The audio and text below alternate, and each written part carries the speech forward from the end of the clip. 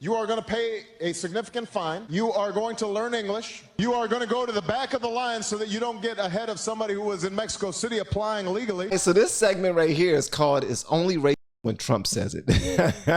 Please make sure y'all go to www.lfrfamily.com and get yourself some Bang Bang tea. Again, this is called "It's Only Racist When Trump Says It."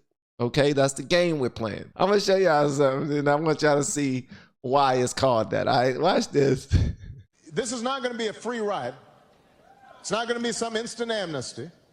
What's going to happen is you are going to pay a significant fine. You are going to learn English. You are going to go to the back of the line so that you don't get ahead of somebody who was in Mexico City applying legally. It's not something that is guaranteed or automatic. You've got to earn it. I think the American people, they appreciate and believe in immigration. Hold on. Y'all heard that, right? Y'all hear who's saying it. I'm not disagreeing with nothing he said. See, here's the thing. People probably wondering, bro, why you voted for, when I voted for President Barack Obama back then, I didn't vote for him because he said this. I voted because he was black, and that's it. But I will tell you this. A lot of reasons why people called Trump racist was because he said these things. Trump said the same things. He was just saying, see, that's the thing. Trump didn't really pick a side, bro. He picked America. He picked the country.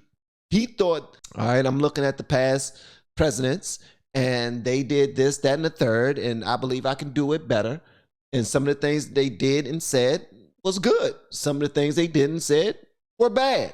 I'm going to knock out the bad. I'm not going to say the bad and do the bad. I'm just going to do the good and say the good. And that's what he was saying too. So let's finish this. But they can't have a situation where you just have 500,000 people pouring over the border without any kind of mechanism to control it. Hold on, before we go forward. Now, remember what he just now said. They can't just pour over the border without us having a mechanism to, make sure we take care of it. So people were saying Trump built cages for children, and he built cages for immigrants, and he built cages and built cages. Turns out Obama built those cages. He didn't build them to lock up kids, but he built them for the illegal immigrants. But people like to give Trump all of the bad. Like, oh, he built cages for children. Y'all see the cages that he built for the children? I'm not voting for him. All MSNBC or any news media from the left have to do is put that out there to the people that watch those channels, and usually it's the Democrats, and they're going to eat it up without doing any research or looking into it. But let's continue. Level the playing field by holding employers accountable if they knowingly hire undocumented workers.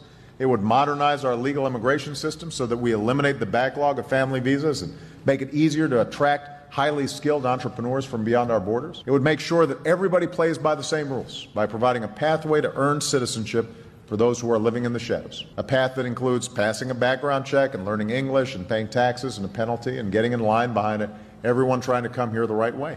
Independent economists have said that if the Senate bill became law over the next 2 decades, our economy would grow by $1.4 trillion more, and it would reduce our deficits by $850 billion more. So here we go. As you can see right here, it's okay for Obama to say those things because he's black. It's okay for Obama to say these things because he's black. This one right here says, in terms of raw numbers, the Obama administration deported a higher number of immigrants compared to the Trump administration. However, it's important to consider the context and factors that contributed to these numbers.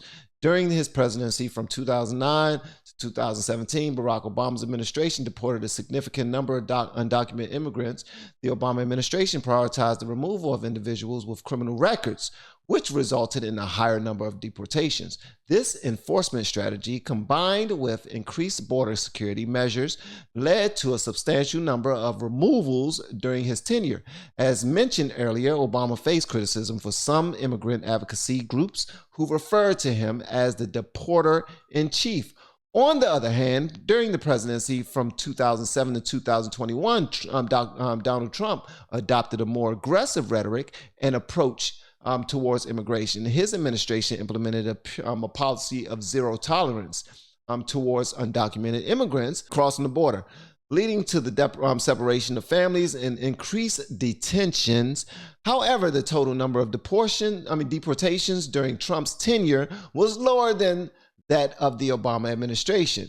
It's worth noting that comparing deportation numbers alone may not provide a complete picture of an administration's immigration policy.